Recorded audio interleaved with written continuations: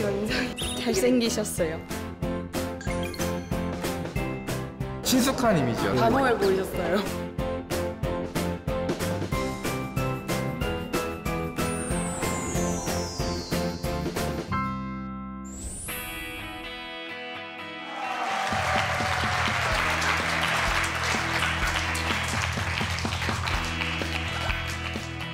반갑습니다. 여기 오래간만에 이렇게 대학에 오니까 좋습니다. 저도 대학 교수 출신이거든요. 그래서 뭐 강의는 별로 재미없습니다. 네.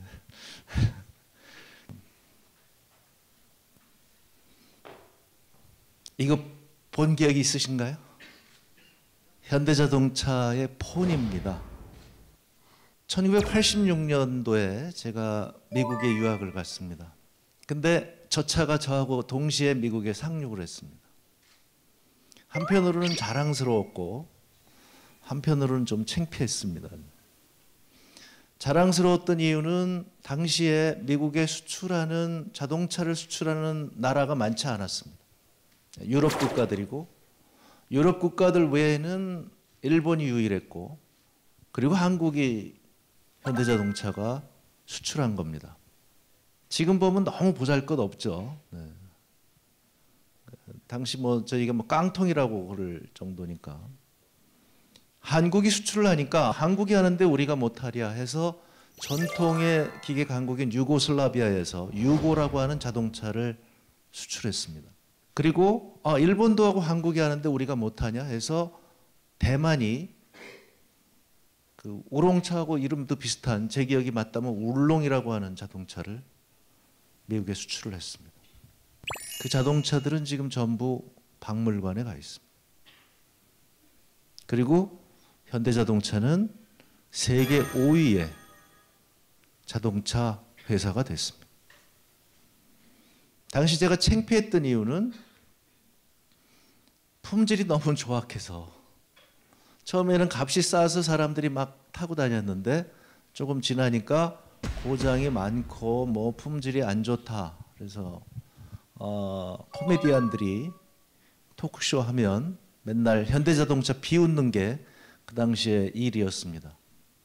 그것을 뚫고 현대자동차가 세계적인 기업이 됐습니다. 제가 대학을 졸업하던 해가 1983년인데요. 1983년에 한국의 전자회사인 삼성전자가 반도체 산업에 진출하겠다고 선언을 했습니다. 이른바 도쿄선언이라고 해서 이제 삼성이 반도체에 들어갑니다. 선언을 합니다. 전 세계가 비웃었습니다. 삼성이 반도체를 해? 일본에서는 삼성이 반도체를 하면 안 되는 5가지 이유 이런 보고서까지 내면서 비웃었습니다. 10년 만에 삼성전자는 세계 1위 메모리 반도체 회사가 됐습니다.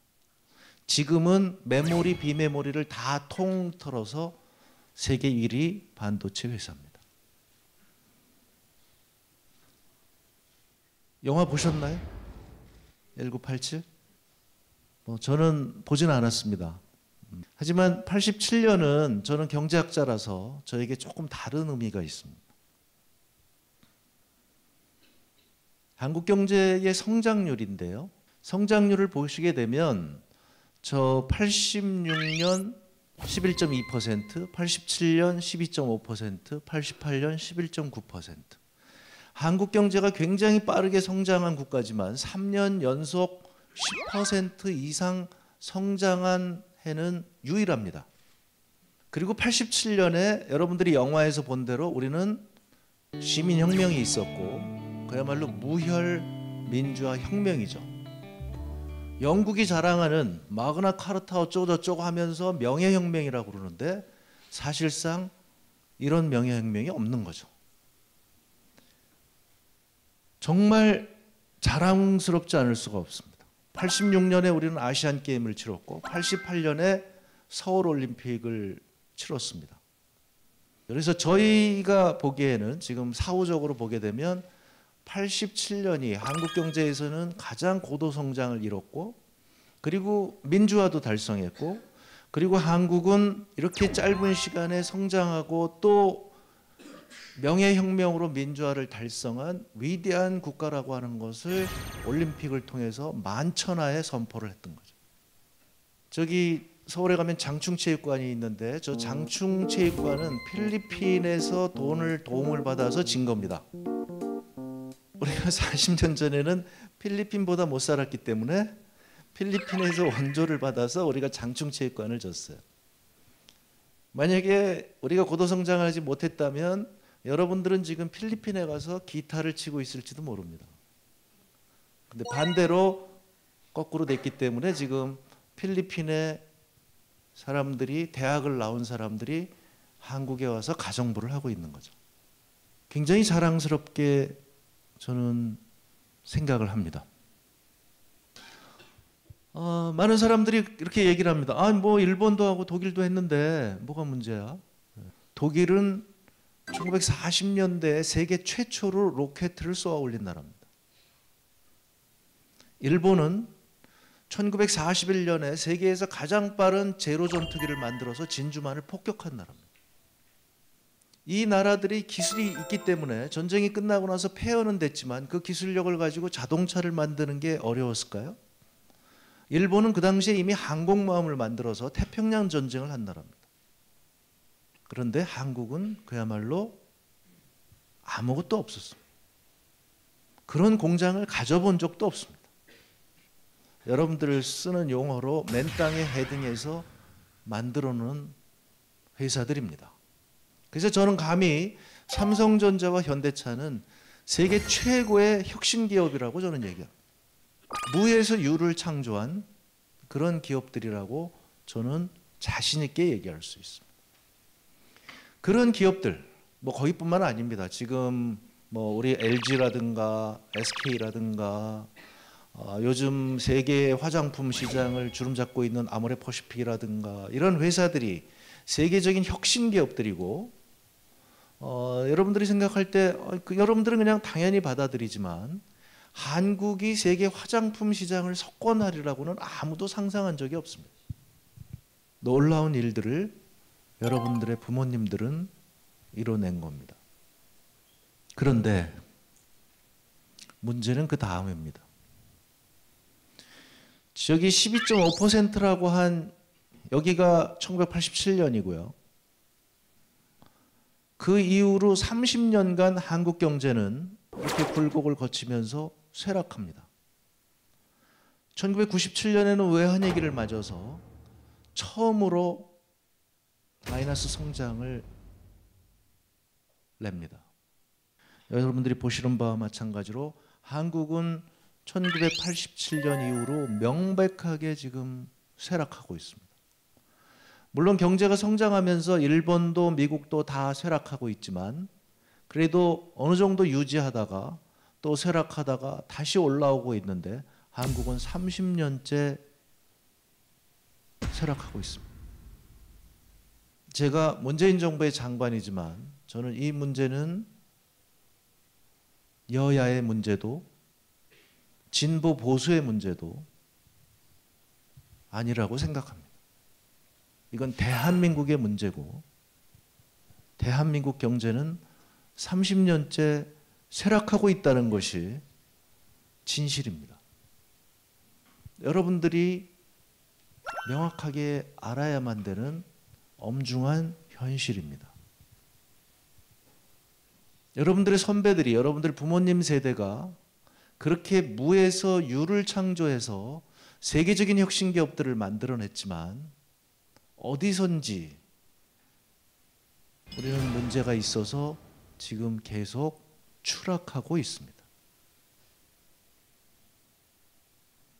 여러분들의 부모님들이 그랬듯이 이 추락하는 한국 경제를 되돌려야 하는 것이 여러분들의 일이라고 생각합니다. 그리고 저는 여러분들은 할 수 있다고 생각합니다. 저희는 한국 선수가 수영에 나가가지고 금메달을 따리라고는 상상을 해본 적이 없어요. 여러분 세대는 해냈습니다. 여러분들에게는 저는 불가능이 없다고 생각합니다. 지난 30년간 한국의 정부들은 저 추세를 되돌리기 위해서 엄청난 노력을 기울였습니다. 다 실패한 거죠. 자, 우리에게는 두 가지 길이 있습니다. 지금까지 실패했던 데에서 다시 한번 그것을 할 것인가.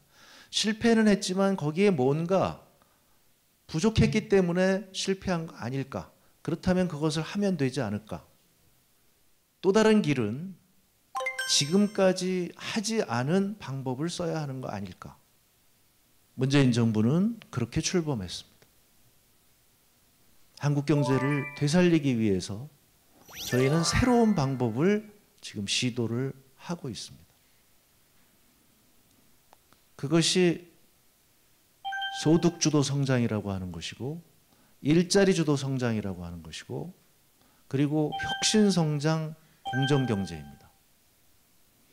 지금까지 과거에 썼던 방식은 경제를 살리기 위해서 대기업이 지금 혁신적인 저런 대기업들이 굉장히 중요하니까 저 기업들을 더 지원을 하자. 그래서 삼성전자와 현대차가 세계 시장에서 더 점유율이 높아지면 그러면 한국 경제가 좋아질 거 아니겠느냐. 우리 대기업들을 지원하면 한국 경제가 좋아질 거 아니겠는가. 그런데 대기업들은 진짜로 그렇게 많이 커졌지만 대기업들은 더 이상 고용을 늘리지 않고 있습니다. 대기업들의 금고에는 돈이 쌓이는데 그 돈은 서민 경제로 내려오지 않았습니다. 그러면은 문재인 정부에서는 저희가 쓰는 정책은 직접적으로 서민 경제에 돈을 불어넣자. 대기업들에게 막대한 지원을 해주던 것을 서민들을 지원을 하자. 서민 경제가 안 좋은 곳은 서민 경제에 돈이 안 도는 것이니까 거기를 지원하게 되면 그러면 좋아질 것이 아니겠느냐. 이것은 경제학, 여기 경제학과 학생들이 계시는지 모르겠는데 경제학 이론에서 케인즈 이론이 있습니다. 미국이 대공황에 빠졌을 때 케인즈가 서민 경제에 헬리콥터에서 돈을 뿌리라고 얘기를 했어요. 그러면 서민들이 소비를 할 것이고 서민들이 소비를 하게 되면 경제가 살아날 것이다. 문재인 정부에서는 그 돈을 청년 일자리에 쓰겠다는 겁니다. 청년들에게 돈이 지급이 되면 청년들이 소비가 늘어날 것이고 그렇게 되면 경제가 서민 경제가 살아날 것이다. 중소기업을 지원하게 되면 서민 경제가 살아날 것이고 그러면 여러분들이 중소기업이 좀 좋아지게 되고 여러분들이 직장을 잘 잡아서 좋아지게 되면 그러면 자동차를 사게 될 것이고 그러면 또 대기업도 좋아질 것이고 여러분들이 그래서 돈을 많이 벌게 되면 휴대폰을 또 새 휴대폰으로 바꿀 것이고 그러면 대기업도 좋아질 것이다. 대기업이 좋아지게 되면 서민 경제로 돈이 떨어진다는 것을 낙수효과라고 얘기를 하고요. 서민이 잘 살게 되면 대기업이 좋아진다는 것을 분수효과라고 얘기합니다. 지금까지의 경제정책이 낙수효과에 의존한 경제정책이었다면 문재인 정부는 분수효과를 기대하는 경제정책을 지금 사용하고 있는 것입니다. 그 과정에 지금 최저임금도 올렸고 여러분들이 보시는 바와 같이 그거에 따른 부작용이 있으니 지금 일자리 안정자금이라고 해서 지원을 했고 보험 지원했고 그렇습니다. 하지만 이런 정책은 단기적인 정책입니다. 장기적으로 우리가 삼성전자와 현대차와 같은 혁신 기업들을 키워내지 못한다고 한다면 혁신 성장하지 못한다면 일자리가 늘어나기는 어렵습니다. 여러분이 보시게 되면 유명한 구글은 1998년도에 만들어졌습니다. 아마존은 94년도에 만들어졌습니다. 중국의 텐센트, 알리바바 전부 98년도, 99년에 만들어졌습니다. 저 기업들의 지금 시가총액이 수백조 원에 달합니다. 각각. 한국은 지금 아까 말씀드린 대로 80년대에 있었던 삼성전자, 현대차 이후에 90년대에 만들어져서 유명한 기업이 없습니다. 유일한 게 네이버입니다. 네이버 시가총액은 100조는커녕 지금 30조 내외에 불과합니다. 한국 경제에 지금 적신호가 켜진 겁니다. 그 이유는 무엇인가? 세계는 지금 생태계 전쟁을 하고 있습니다. 구글이나 아마존이나 이런 대기업들이 조그마한 창업 기업들과 협업을 하면서 커나가고 있습니다. 창업 기업이 아주 우수한 기술을 만들어내면 여러분이 아시는 바와 마찬가지로 지금 휴대폰의 소프트웨어는 안드로이드죠. 이 안드로이드가 제일 처음에 찾은 것은 삼성전자였다고 합니다. 우리가 지금 휴대폰을 가동하는 소프트웨어를 아주 좋은 소프트웨어를 만들었으니 너네가 사라. 삼성전자는 사지 않았습니다. 그 회사가 구글한테 갔습니다. 그래서 지금 삼성전자가 만든 휴대폰에 기계는 삼성전자가 만들지만 그 소프트웨어는 구글의 안드로이드를 지금 쓰고 있는 겁니다. 미국의 5대 IT 기업들이 2012년부터 16년까지 5년 동안 인수한 창업 기업들이 400개에 달합니다. 우리 대기업들은 손에 꼽을 정도입니다. 한국의 그동안의 대기업들이 폐쇄형 혁신, 지금 말씀드리는 대로 하도급 기업과 계열사 내에서만 거래를 합니다. 한국 기업들은. 그런데 외국 기업들은 그게 아니라 계열사 밖에 있는 기업들을 인수하고 그 기업들과 거래하고 실리콘밸리에 가면 카페에서 수없이 많은 기업인들이 만나서 같이 점심 먹다가 저 사람이 새로운 아이디어가 있대. 그러면 내가 이렇게 엄청난 게 있는데 이것 좀 알아달라. 사실은 구글이 그런 회사죠. 구글이 저렇게 엄청난 회사가 됐지만 처음에는 검색 엔진 하나 갖고 있는 거예요. 그리고 수익 모델이 없어서 세계에서 가장 빠른 검색 엔진을 갖고 있지만 그거 갖고 무슨 돈을 벌어? 그런데 이거를 개발을 하고 너네 돈은 안 되겠지만 뭐 하여튼 굉장히 좋은 검색 엔진 갖고 있으니까 내가 돈 투자할게. 그러니까 그냥 대기업이 가능성이 있다고 해서 엄청난 돈을 투자한 겁니다. 그리고 몇 년 후에 구글은 검색 엔진으로 돈을 버는 방법을 찾아낸 거죠. 그렇게 해서 지금의 구글이 만들어졌고 구글은 그 엄청난 돈을 가지고 지금 아주 여러분 알파고 아시죠? 알파고도 구글이 사들였죠? 네. 한국은 그게 안 되는 척박한 환경입니다. 그래서 여러분들이 창업을 하더라도 지난 20년간 새로운 창업 기업들이 커지지 않았습니다. 중소벤처기업부 장관이 되어서 저희 직원들하고 제가 지금 장관 된 지가 5개월이 안 됐습니다. 21일 되면 5개월 되는데요. 몇 달 동안 열심히 한국 경제 이런 문제들에 대해서 논의하고 그래서 결론을 내린 것이 우리는 개방형 혁신으로 가야 된다. 대기업과 중소기업과 창업기업과 정부가 그리고 대학이 연구소가 힘을 합쳐서 저런 세계적인 기업들과 경쟁을 해야만 한다는 오픈 이노베이션, 개방형 혁신으로 가야 된다고 저희는 결론을 내린 것입니다. 이 오픈 이노베이션 지금 시작입니다. 아까 말씀드린 대로 그동안 폐쇄형 혁신 모형인 한국의 대기업들이 그러면 비효율적이었느냐? 그렇지 않습니다. 삼성전자는 세계에서 가장 효율적인 서플라이 체인을 갖고 있습니다. 애플은 다릅니다. 자기네가 아무런 제조회사를 갖고 있지 않습니다. 중국의 팍스콘이 애플의 휴대폰을 만듭니다. 그리고 거기에 있는 메모리 반도체는 칩은 한국이나 다른 데서 사옵니다. 따라서 애플은 어떤 문제가 생기게 되면 그 문제를 해결하는데 상당히 오랜 시간이 걸리는데 삼성전자는 굉장히 빠른 시간 내에 문제를 해결하고 그 문제에 대응할 수 있는 신속한 서플라이 체인 모델을 갖고 있습니다. 굉장히 효율적인 모델입니다. 그런데 4차 산업혁명 시대를 맞이하여 세계는 지금 인공지능으로 가고 있는데 인공지능은 지금 새로운 스타트업 기업들이 창업 기업들이 기술을 가지고 있는데 이 기술을 흡수하는데 한국 기업들은 뒤지고 있다는 겁니다. 따라서 이제는 한국 기업이 가지고 있는 대기업이 가지고 있는 그 뛰어난 효율성에 이제는 여러분들과 같은 젊은 사람들의 새로운 아이디어들이 합쳐져야지만 한국 경제의 30년간의 쇠락을 바꿀 수 있다는 것이 저희의 생각입니다. 대기업들도 이미 나서기 시작했습니다. 오픈 이노베이션이라고 하는 것을, 개방형 혁신이라는 것을 우리 사회에 이렇게 화두를 던지고 활성화시킨 것은 SK그룹입니다.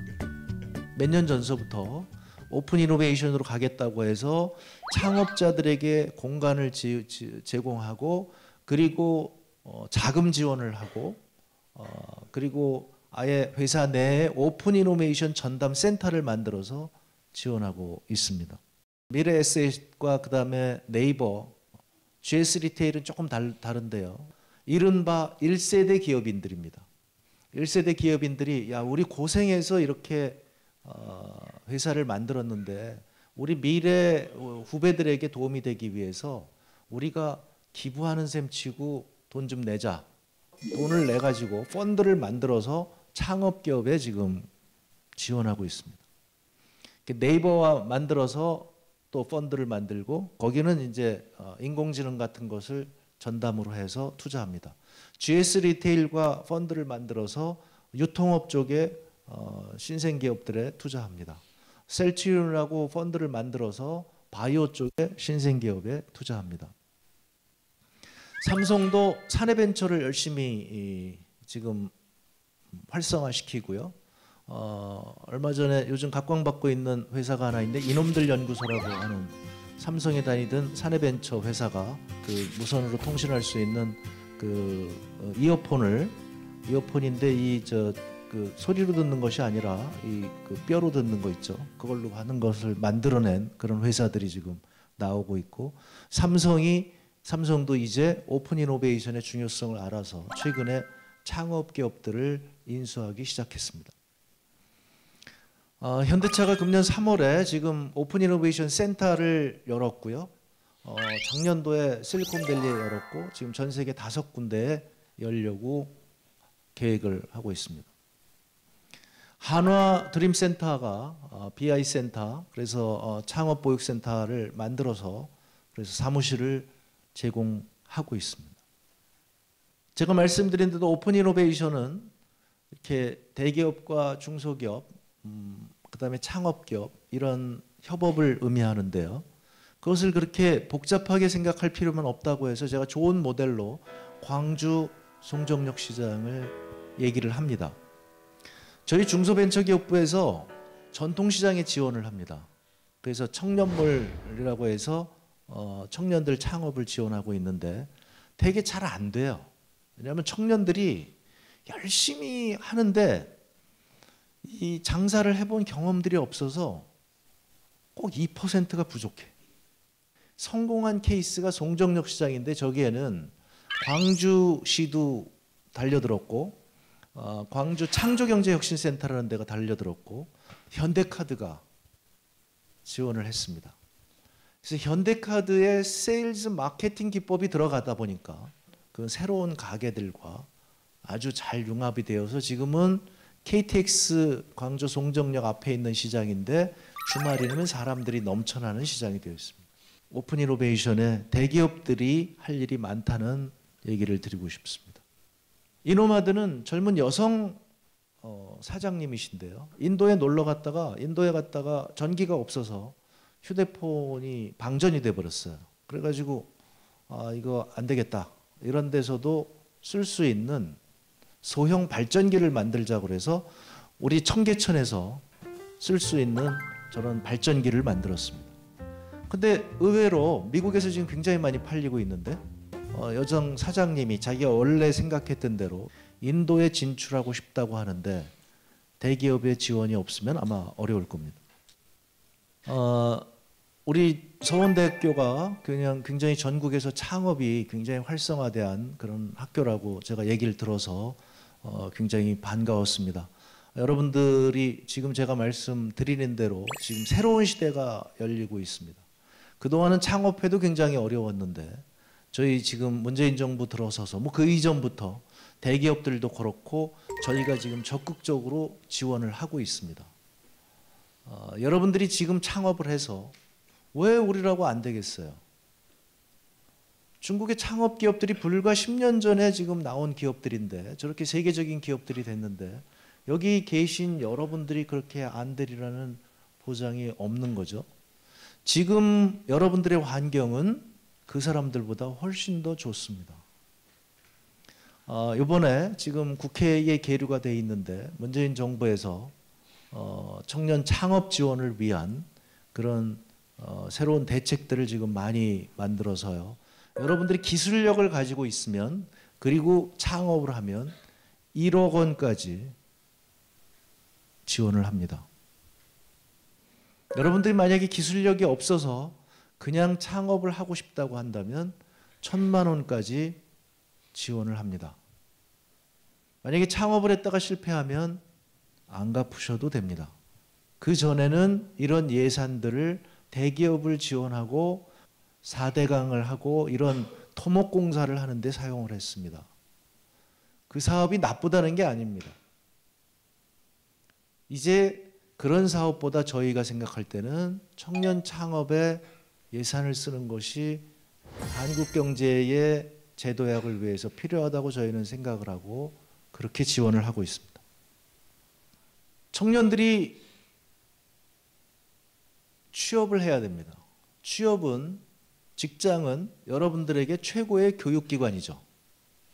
학교에서는 이렇게 강의 듣다가 졸지만 직장에서는 졸지 못하죠. 뭐 매일같이 새로운 일들이 있기 때문에 졸 시간이 없는 거죠.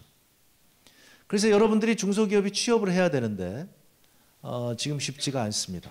금년에 지금 졸업하시는 분들, 이게 에코 세대라고 얘기를 하죠. 지금 이제 저희가 베이비붐 세대인데요. 저희 때는 제가 초등학교 들어갈 때 제가 84번이었습니다. 한 반이 한 85명 이렇게 됐다는 거죠. 그런 반이 12반이 있었습니다. 그러면 한 학년이 1,000명이라는 거고 그 한 학년 1,000명이 6학년이 있으니까 조그만 초등학교에 아주 바글바글대고 그래서 교실이 없어서 저희는 1, 2, 3학년까지는 오전반, 오후반을 나눠서 수업을 했습니다. 그래서 이 세대가 지금 인원이 굉장히 많고 그 전보다 지금 대학을 졸업하는 사람이 1년에 30만 명, 39만 명 정도 더 나온다고 저희가 생각하는 더 지금 나옵니다. 그 세대가 끝나고 나면 급격하게 대학 졸업생이 줄어듭니다. 그 다음엔 아마 여러분들이 졸업할 때는 모셔가려고 아마 난리가 날 겁니다. 그래서 이 3, 4년이 어려운데 여기 문재인 정부 곧 기간입니다. 이 기간 동안 어떻게 할 것이냐, 그래서 특단의 대책이 필요하다고 생각을 해서 저희가 지금 청년 일자리를 만들기 위해서 중소기업을 지원하는 엄청난 대책들을 지금 만들어 놓고 있습니다. 대책의 수가 너무 많아서 제가 지금 얘기를 드리기가 좀 어려운데요. 뭐 쉽게 말씀을 드리면 청년들에게 지금 대기업들과 중소기업들 임금 격차가 한 1,000만 원쯤 되는데요. 저희가 그 1,000만 원 정도의 임금 격차를 정부가 지원해서 거의 메워드리는 겁니다. 그러니까 대기업에 취직한 것과 거의 비슷한 그런 임금을 드리고 중소기업 하시는 분들에게는 그렇게 청년을 한 명 추가로 일자리를 주게 되면 거의 2,000만 원 이상의 혜택을 볼 수 있는 세금 감면과 지원금을 드립니다. 여러분이 보면 지금 청년들 실업률이 굉장히 높아지고 있다고 하는데 그런 이유가 지금 있습니다. 그리고 말씀드린 대로 30년간 지금 쇠락해 온 한국 경제이기 때문에 그것이 지금 영향을 미치고 있는 거죠. 그래서 지금 군산이라든가 아니면 통영이라든가 이런 데에서 일자리가 급격하게 줄어들고 있습니다. 말씀드린 대로 저희가 적극적으로 지금 추경을 하고 있고요. 여러분들을 지원하기 위해서 저희가 그 수없이 많은 대책들을 지금 내놓고 있습니다. 모르겠습니다. 더 어려울지도 모르겠어요. 그러니까 아무것도 없을 때는 그냥 세워 나가는 거니까 그렇게 되면 좋은데 지금 이제 30년간 쇠락해온 구조적인 문제가 있어서 그 문제를 고쳐가면서 한국 경제를 제대로 세우기에는 그게 더 어려울 수도 있을 겁니다. 반면에 지금 말씀드린 대로 30년 전에는 이런 정부가 지원하는 이런 혜택은 아무것도 없었습니다. 물론 대기업들 수출 지원금이 있었지만 지금처럼 창업을 지원하거나 이런 지원책은 없었습니다. 여러분들에게 새로운 기회가 열려 있다고 생각을 합니다. 따라서 이제 우리에게 필요한 것은 혁신입니다. 그래서 많은 분들이 저에게 혁신이 무엇인가를 묻습니다. 그 얘기할 때마다 저는 나폴레옹 얘기를 합니다. 나폴레옹은 세계 전쟁을 바꾼 사람입니다. 전쟁에 나가서 나중에 패하긴 했지만 그 전까지는 연전연승해서 이른바 저 사람은 어떻게 저렇게 전쟁을 잘해? 괴물 아니야? 그래서 유럽의 괴물이라고 불렸던 장군입니다. 그 나폴레옹이 처음 등장한 것은 툴롱이라고 하는 남부의 조그만 항구 도시를 영국군이 점령을 해서 그걸 되찾는 전투에서 나폴레옹은 등장을 합니다. 툴롱이라고 하는 작은 항구를 영국군이 점령을 했는데 나폴레옹이 무슨 얘기를 하냐면 저것을 그냥 정면으로 영국군하고 가서 승부를 하기에는 희생이 너무 크다. 그런데 저 항구 왼쪽에 보니까 고지가 하나 있는데 그 고지에다가 포를 갖다 놓게 되면 그러면 영국군은 그 포를 무서워해서 그럼 배가 폭격을 당하면 그러면 영국으로 돌아가지 못할 것이기 때문에 영국군의 배는 물러날 수밖에 없을 것이다. 처음에 사령관이 나폴레옹 얘기를 듣지 않고 정면 승부를 하다가 패합니다. 그래서 이제 당시 혁명군이 사령관을 바꾸고 새로운 사령관이 오니까 이거 어떻게 된 거야? 그랬더니 지금 쉽지 않습니다. 근데 나폴레옹이라고 하는 포병 대위가 이런 제안을 했는데 저게 될까요? 그러니까 그 새로운 사령관이 대안이 없으니까 그거라도 해보자 하고서 그 조그만 고지를 손쉽게 점령을 했는데 그리고 포를 갖다 놓는 순간 거짓말처럼 영국 해군은 후퇴하고 말았습니다. 나폴레옹은 세계 최초로 당시에 포가 가벼워지는 경포가 만들어진 시기입니다. 나폴레옹은 그때서부터 이 포를 끌고 어떤 고지에 갖다 놓으면 이게 좋겠다고 하는 것을 판단한 최초의 장군입니다. 여러분은 지금 지도를 보면 다 등고선이 있는 지도를 보고 계시죠? 등고선이 있는 지도를 여러분들이 이제 삼국지 영화 같은 거 보면 등고선이 없잖아요. 등고선이 있는 지도를 전투에 가장 먼저 사용한 사람이 나폴레옹입니다. 다른 장군들은 옛날처럼 그냥 포 끌고 가서 평야에서 여기서 포 쏘고 그리고 이제 정면 승부하는 거였는데 나폴레옹은 그렇게 하지 않았던 것입니다. 나폴레옹이 포를 발명한 사람이 아닙니다. 포를 가볍게 만든 사람도 아닙니다. 나폴레옹이 가진 것은 그런 물건들을 사용해서 전장에 사용하는 눈을 가진 것입니다. 나중에 전쟁론을 쓴 클라우즈 슈비츠는 나폴레옹의 가장 뛰어난 능력은 눈에 있다고 얘기를 합니다. 아까 보여드린 도요타 자동차인데요.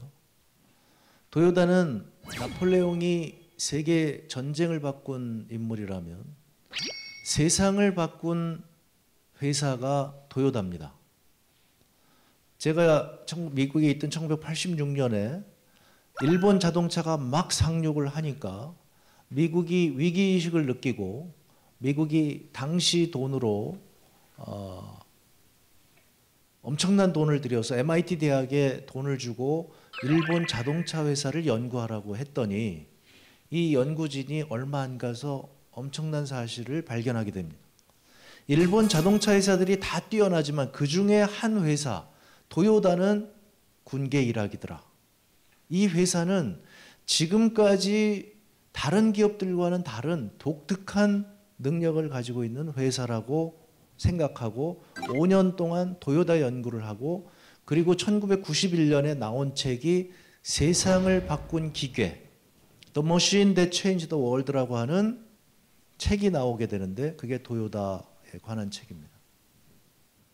도요타에서는 처음 신입사원이 오게 되면 생산 라인에 원을 그려놓고 이와 같은 원을 그려놓고 거기에 세워놓고 이 생산 라인에 문제가 없는지를 파악해서 보고서를 내라는 일을 가장 먼저 시킨다고 합니다. 여러분 할 수 있을까요?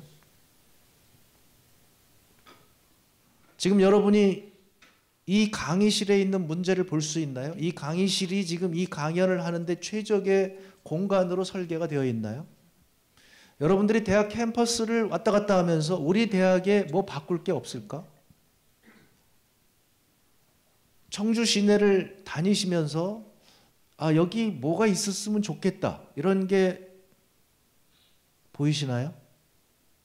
이 능력을 키우셔야 합니다.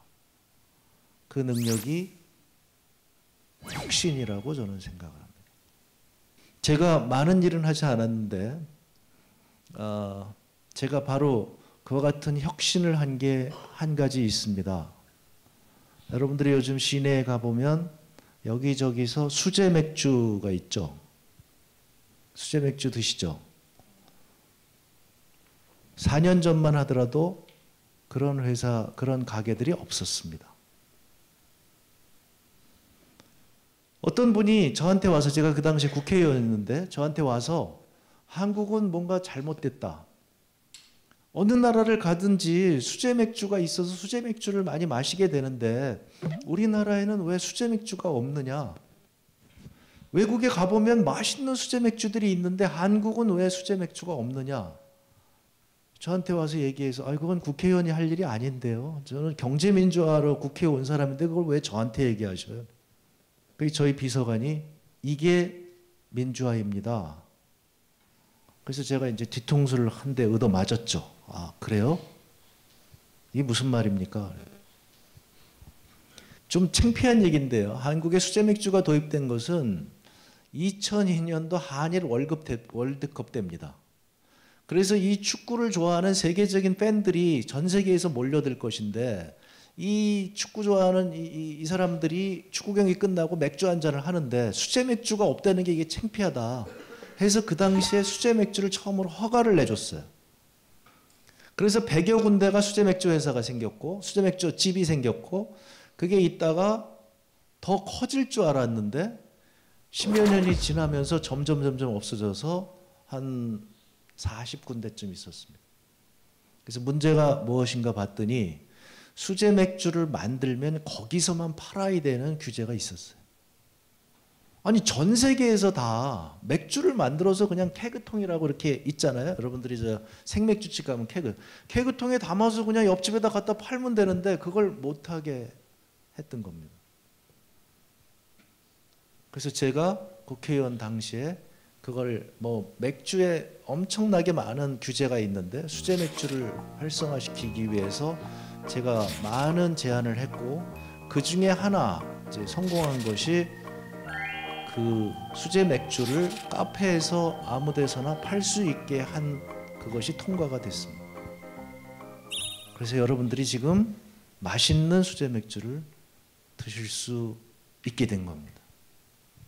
세계적으로 이게 다 있는데 왜 한국은 이런 수제 맥주, 에일 맥주가 없지? 이것을 인식하는 순간 여러분들은 혁신가가 되는 것이라고 저는 생각을 합니다. 여러분들에게 무한한 기회가 열려 있습니다. 지금부터 혁신의 눈을 키우시고 그리고 대학을 졸업하면 여러분들에게 열려있는 기회를 마음껏 누리시기 바랍니다. 도움이 됐는지 모르겠습니다. 이게 굉장히 지금 어려운 얘기고요. 여기에 많은 얘기들이 들어가 있고요. 여러분들이 이제 공부를 좀 더 하시고 창업을 또 생각을 하신다거나 아니면 취업을 생각하실 때 아마 제가 했던 그런 비슷한 고민들을 하게 될 것이고 그때 제가 한 얘기가 도움이 되기를 바라겠습니다. 고맙습니다.